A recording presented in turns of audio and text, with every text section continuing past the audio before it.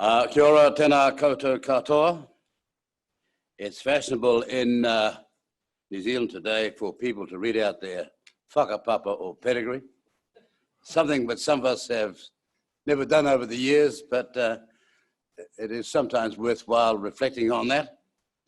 As you know, I'm from a iwi called Ngāti Wai, which means people of the sea, all the way from Rafferty in the Bay of Islands down to Great Barrier Island and south of there as well, all on the coast. Now, it's people of the sea, not the people all at sea.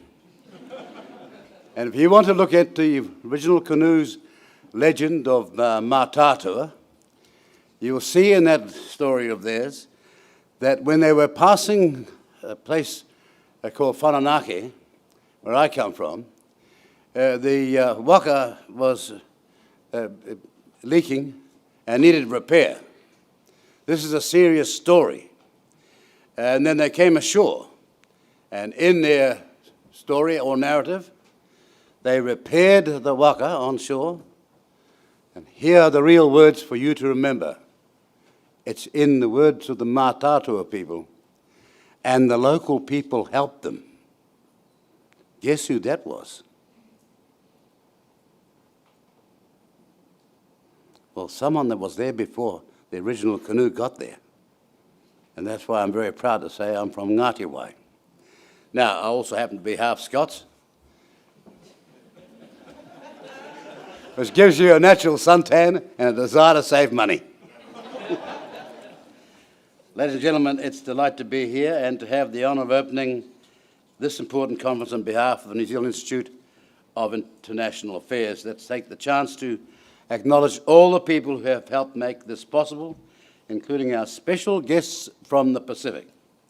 Deputy Prime Minister Samoa, Awhianga Whiame Naomi Matafa, the Trade Minister and Foreign Minister from Vanuatu, the Honourable Ralph Regananu, Deputy Director General of the Pacific Community, Dr. Audrey Amar, colleague Minister Seo, and Dame Winnie Laban, a previous colleague in Parliament and Minister. Ladies and gentlemen, and every guest that's here, welcome to New Zealand. Now, New Zealand is a Pacific country, and it's astonishing one should say that here in 2019, because I can remember a recent Prime Minister saying that we were an Asian country. This is true. I'm talking circa 1992. And we said, I beg your pardon? He said, we're an Asian country. And we said, no, we're wedded here in the Pacific. It's in our DNA. Pacific country linked by history, culture, politics, and demographics. And as part of the Pacific family, New Zealand is deeply conscious, very aware that our identity, our national security, and our prosperity are inextricably linked. We have, in a very genuine sense, a shared Pacific destiny. And what we've got to do back home here in New Zealand, dare I say it, in Australasia, is ensure that the local populations of both of our countries understand why our Pacific policy is so important. It's our neighbourhood, and what happens in our neighbourhood affects us. It goes both ways. New Zealand has also had a shared passion with the Pacific around sport, and in particular, just happens to be rugby at this present time. And the quarterfinals are coming up this weekend. And without being too authoritarian, we look forward to the Pacific family getting in behind the All Blacks for tomorrow's clash with Ireland. And you all know the Pacific landscape is characterised, as you know, by a very complex environmental, economic and human development series of challenges. You will all be deeply focused on these issues, which will include, and not just in this order, but first, climate change impacts on the people of the region as coasts erode, sea levels rise, and fish stock moves. Economic resilience and distance to market challenges. Third, human development, particularly health and education for remote populations, are key areas where government services in the Pacific are often stretched. And then you've got transnational crime, including drug trafficking, cybercrime, and the activities of gangs and criminal deportees is putting pressure on law enforcement and border security agencies in the regions. At the same time, the strategic landscape continues to shift. Global interest in the Pacific is rising, and increased engagement and investment from both in long-term and new partnership concepts is occurring. And this can present both opportunity and risk. But just a reflection, when we began here today, something seriously Pacific happened. Somebody decided, as part of the traditions, and rightly so, that we'd say a prayer. And just in case any of you ever forget, in all of our communications as people across the divide and across the oceans in the future where the Pacific is concerned, that is not an accident. Now, I know that we all got the right to think and believe and pray to whatever God we might, but it is the Pacific way to behave that way, and it's an enormously not charming thing. It's a highly unitary thing. And in all the people internationally beyond the Pacific we might deal with, we need to think why it is that we would do that here and what regard they may have in the future to what we do here. It is really seriously important. As I say, it doesn't matter whether you're a believer or non-believer. There's nobody perfect, and there's nobody beyond redemption. And there's no culture that's beyond redemption, and there's no group of cultures beyond that. But in that one moment, right there, between Vanuatu, Samoa, Tonga, and every part of the Pacific that's here today, we have a sense of unity. And just because some of the people that brought the religion to us in the first place have forgotten it, there's no reason for us to. I divert. Pacific leaders at the 50th Forum meeting in Tuvalu in August noted that alongside the impact of climate change, increasing strategic competition was exacerbating the region's vulnerabilities. Leaders highlighted the importance of maintaining regional solidarity in the face of intensified political engagement. These aren't just words written down in some foreign policy speech. We need to maintain the regional solidarity in the face of intensified political engagement because our very culture, our way of life and our future is utterly dependent upon it. And so we have to have it, in my view, in my country's view now, our eyes wide open as to what we're dealing with, because it's our children and grandchildren who will be the beneficiaries of this if we've been careful and cautious and smart enough, and to show the kind of vision that the leadership of the Pacific in former times has always shown in terms of the generation that they sought to look after. As this global interest has increased, New Zealand's emphasis has been on encouraging engagement in the regions that aligns and supports Pacific priority and values and contributes to the security, prosperity, and sovereignty of the region and its people. And as a region, the Pacific is not a passive actor. A new generation of Pacific leaders are emerging who are seeking new ways to project a Pacific voice on the regional and international stage and help advance collective solutions to shared challenges.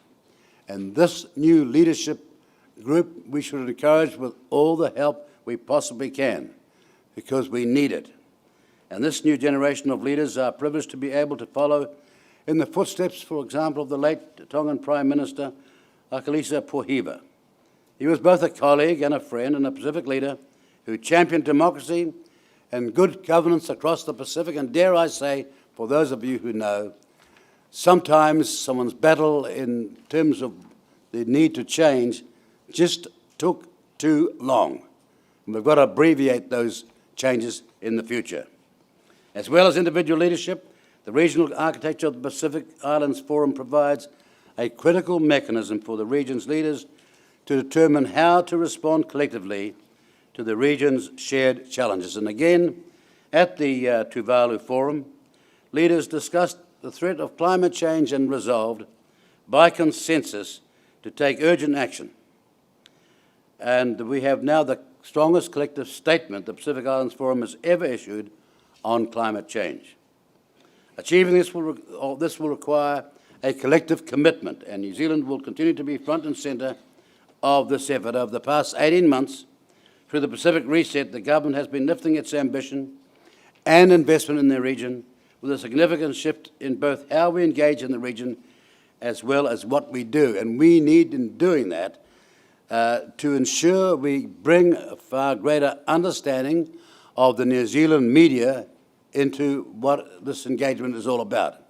We have got to get far more people in the media understanding that this is not a do-good or feel-good concept. It is critical and essential to the roles in security, both of the countries we're working with, and indeed, dare I say it, our own.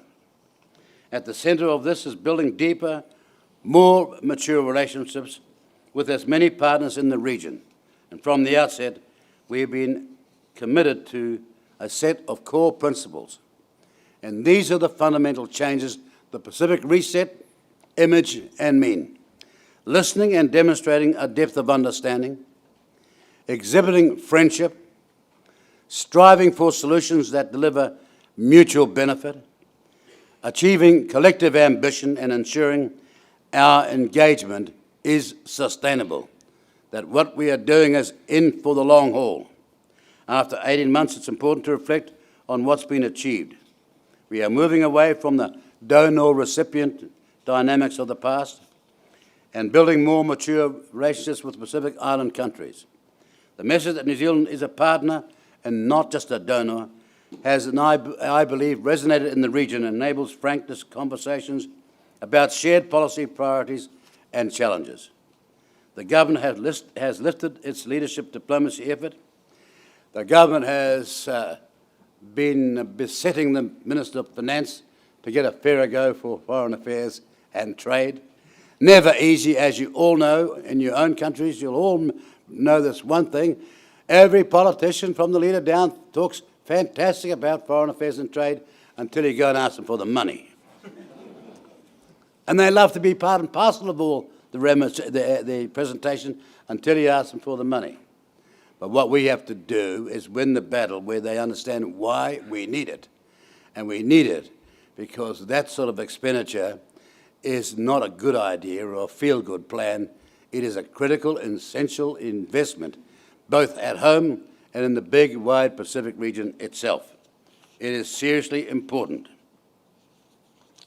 As I say, the government has lifted its leadership diplomacy effort with an increase in high-level engagement, both in terms of travel into the region and hosting Pacific leaders and ministers here in New Zealand.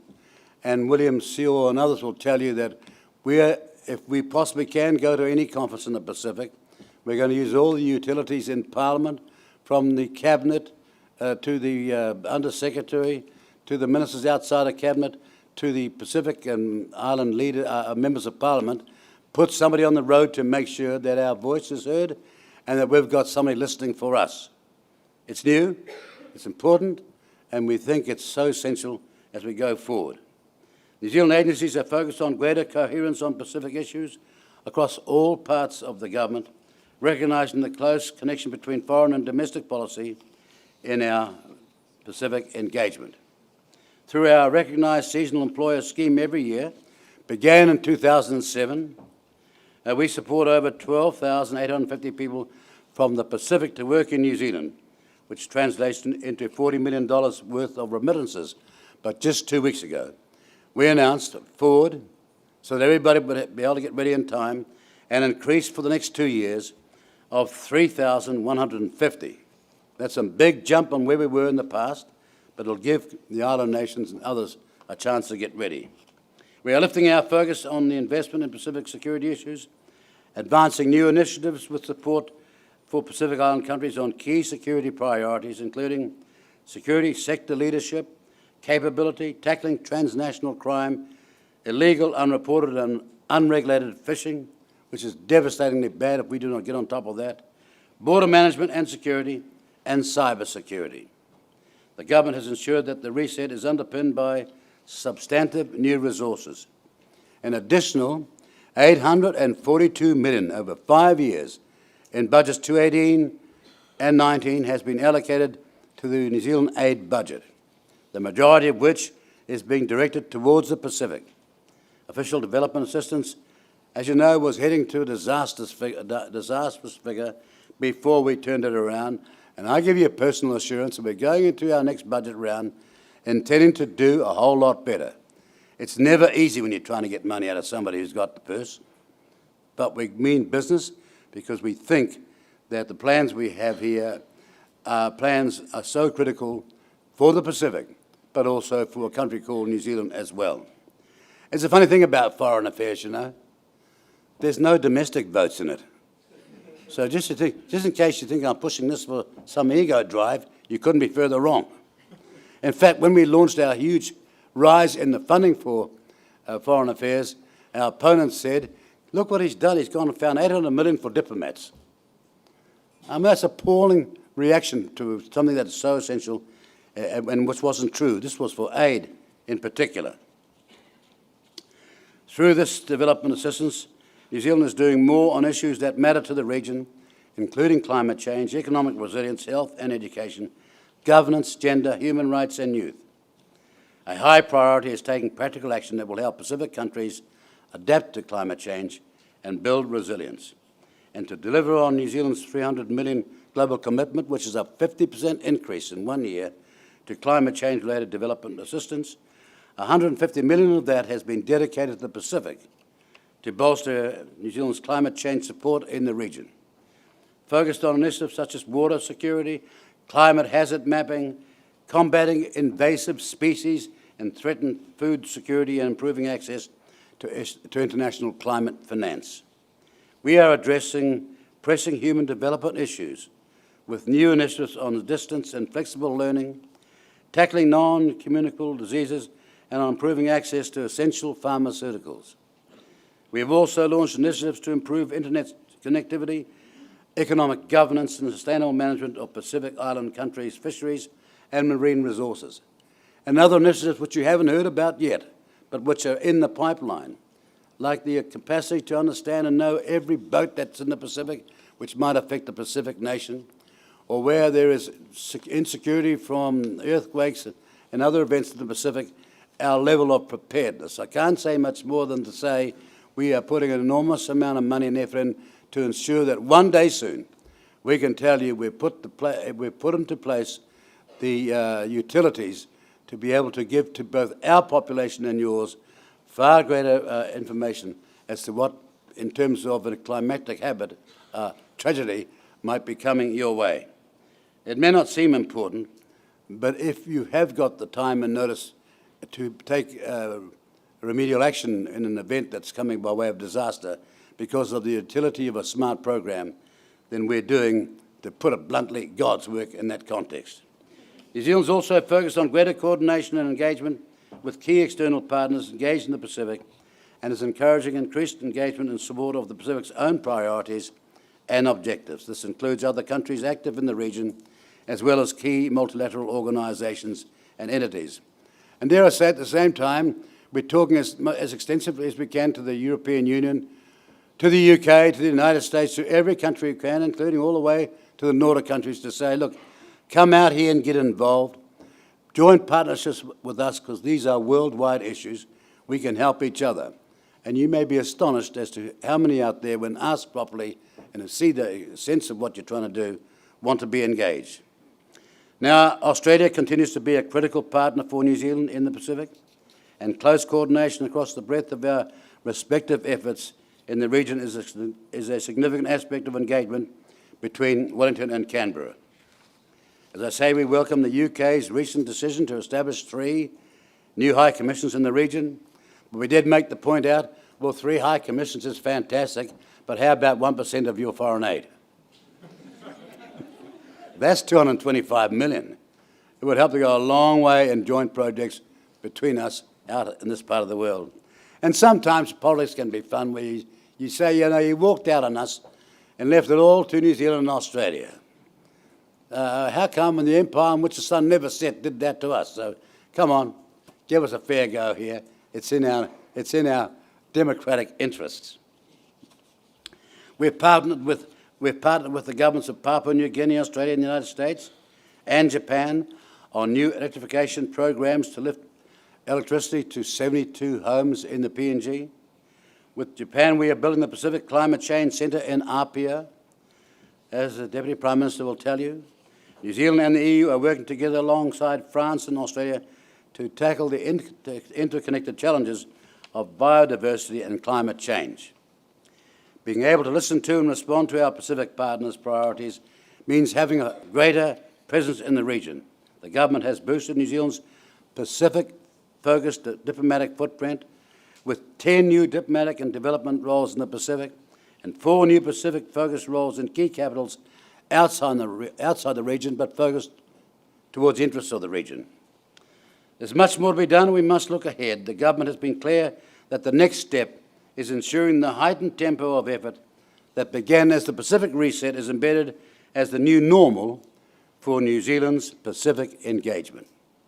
This conference has brought together experts from across the region to consider Pacific connections, identity and security. Over the rest of the day, you will be able to discuss and, even more importantly, present new thinking on the future of the region. Ladies and gentlemen, it's a charming thing to sometimes come to a conference like this and read out a foreign affairs speech. Because it's gone out to the journalists, you've got to seriously stick to it. But I always sit here, and when I'm delivering it, look at the audience, I think, boy, these people are long-suffering. Because foreign affairs is a marvellous department, but it has a way of writing these speeches.